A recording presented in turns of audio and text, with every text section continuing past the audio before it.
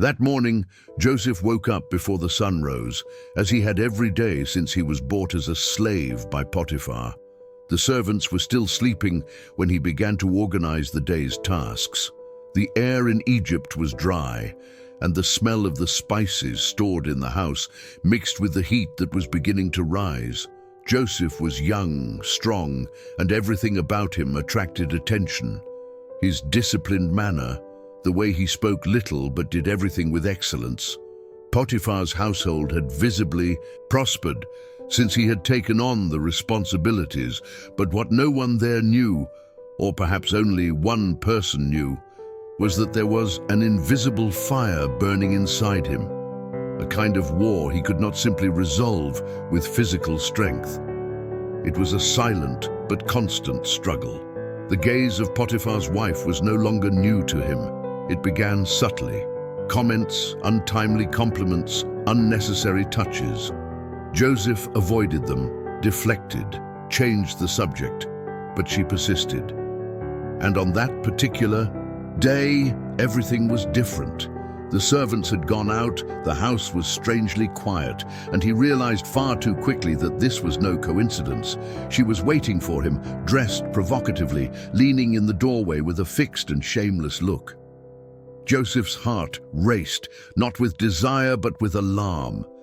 He knew it was that day.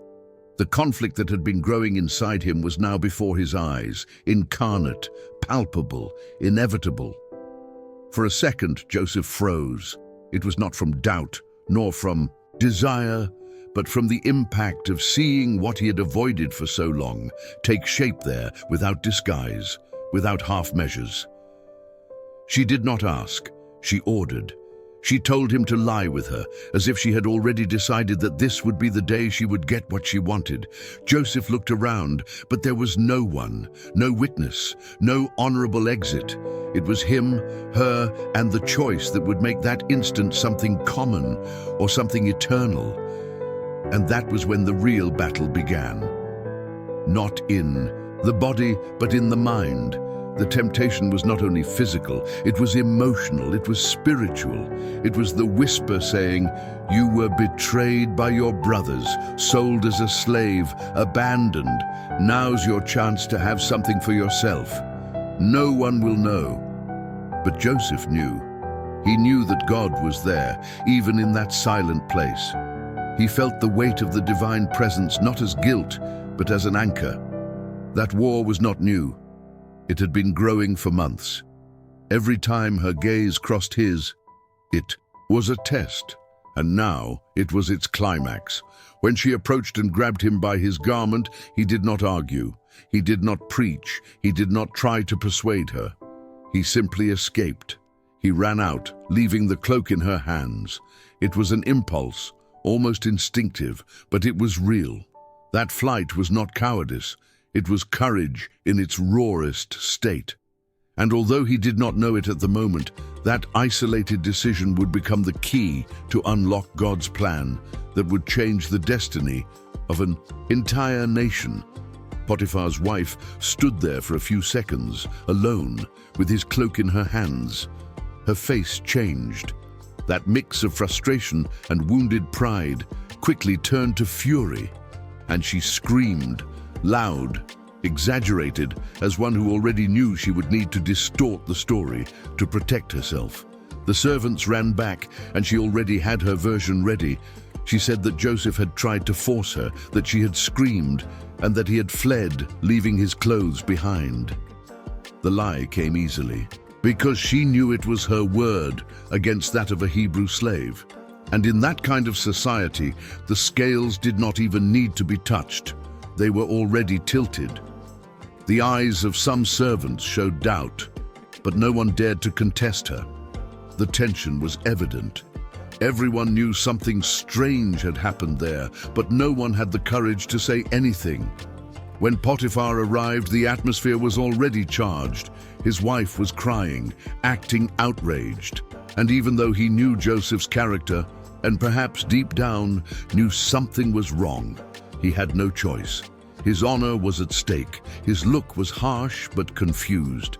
He ordered Joseph to be imprisoned without allowing him to say a word. And Joseph, who had only tried to be faithful, was taken by the guards in silence. As he walked, shackled, sweat on his face and breath heavy, there was no revolt in his eyes. There was pain, of course, but there was also something different, a strange peace, like someone who knew he had won an invisible war. He did not shout, did not explain himself, did not complain, because even in humiliation, he knew that that day was not a failure.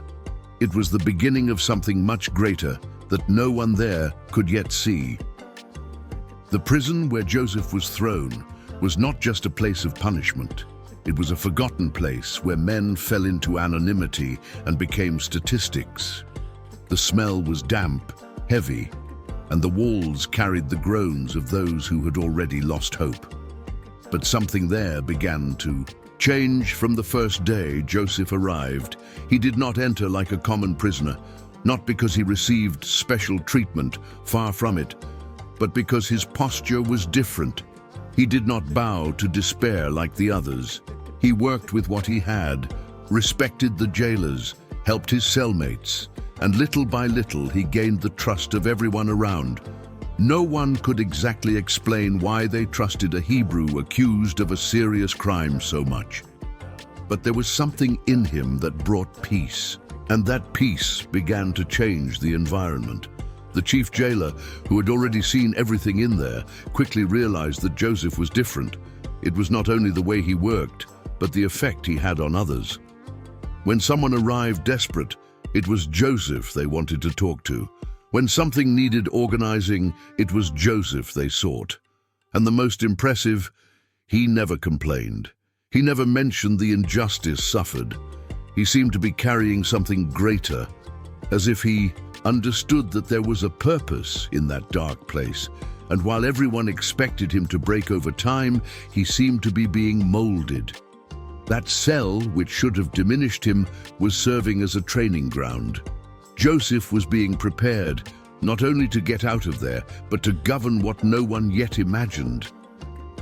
Meanwhile, on the outside, no one talked about the case anymore. Potiphar's wife had obtained the silence she wanted, and Joseph became just another forgotten name in the palace cells. But in the spiritual realm, that day was still reverberating, because what seemed to be only a prison was, in fact, the exact point where God's plan began to unfold with precision. The enemy tried to break him with lust, to expose him at his most sensitive point, but the opposite happened. Joseph won. And that victory, although no one saw it with natural eyes, was recorded in heaven with weight.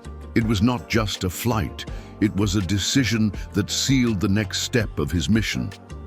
God did not rescue him from prison, but he preserved him from guilt, and that difference in that context meant everything. That night, Joseph stayed awake for hours. The floor was hard, and the air inside was stifling, but his mind was elsewhere. He reviewed every detail of what had happened, not with revolt, but with a kind of spiritual attentiveness, as if he felt that that day was not just any day. He did not cry. He did not question. He just breathed deeply, trying to understand why, after resisting temptation, he ended up there. But even without understanding everything, he did not let resentment enter. That is what made Joseph different. Most men would fall there, from anger, from trauma, from the sense of injustice. But he knew that God was still with him, even in that dark pit, and that was enough for him not to give up. 2 days later, 2 different men arrived at the prison, the chief cupbearer and Pharaoh's baker. Both had fallen into disgrace for reasons even the guards did not really know. The atmosphere between them was tense, as if they were still trying to understand the reason for their downfall. Joseph noticed at once that there was something unusual about them. They were not common prisoners. There was restlessness in their eyes, concern in their gestures, and on the 3rd night there, Joseph noticed they had slept badly. When he asked the reason, the 2 said they had had strange dreams on the same night, dreams that left them deeply disturbed. And once again, Joseph did what no one expected. He listened calmly with interest and said something that changed everything. He did not offer generic advice. He said that interpretations belonged to God, and that if they wished, he would listen to them. It was a subtle but decisive turn. What began with an unjust imprisonment now became a bridge. Joseph heard the dreams and with impressive clarity revealed the meaning of each. He told the cupbearer that he would be restored in 3 days, and the baker that he would not survive.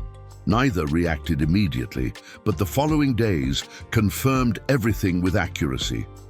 When the cupbearer was indeed called back to the palace, Joseph pulled him aside before he left and made only one request: "Remember me when you are with Pharaoh."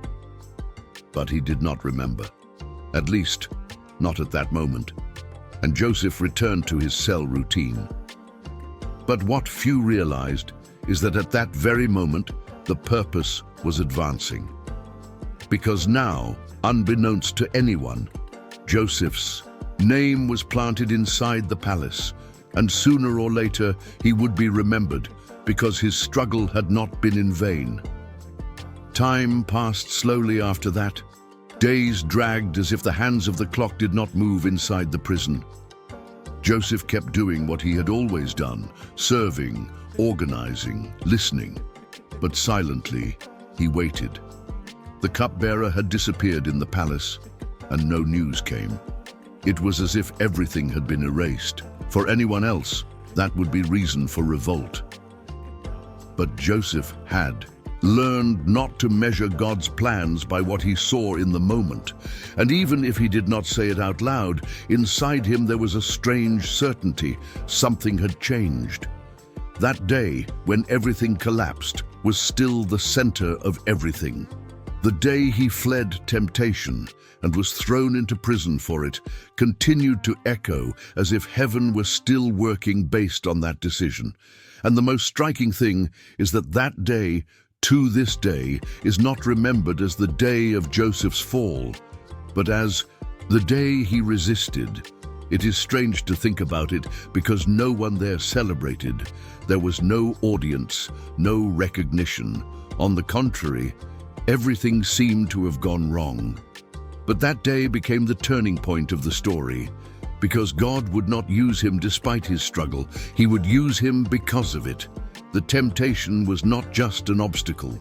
It was the arena where Joseph was tested and approved, not for being perfect, but for choosing to obey even when everything pointed to injustice. And that is what still makes that day remembered today, because the victory he had in that silent room was not only against sin, it was against everything that tried to disqualify him for the purpose that would come. No one heard a voice from heaven that day. There was no thunder, no light shining on the ceiling of Potiphar's house. But what happened on that specific day changed everything. It was invisible to human eyes, but decisive in the spiritual world. The temptation came with force at a moment when no one would see, and Joseph's response revealed the kind of man he was becoming. Not perfect, but ready to be used. And the most impressive thing is that after that, everything went silent. No reward, no immediate relief. The story simply continued, as if nothing had happened. But something had happened, and the world would never be the same again. Until today, no one can explain how a Hebrew slave became governor of Egypt. We only know that everything started on an ordinary day. That ended with an escape and a cloak left behind. If this account impacted you in any way, subscribe to the channel to keep receiving stories like this, real, intense, and full of purpose. You may be living your own version of that day right now.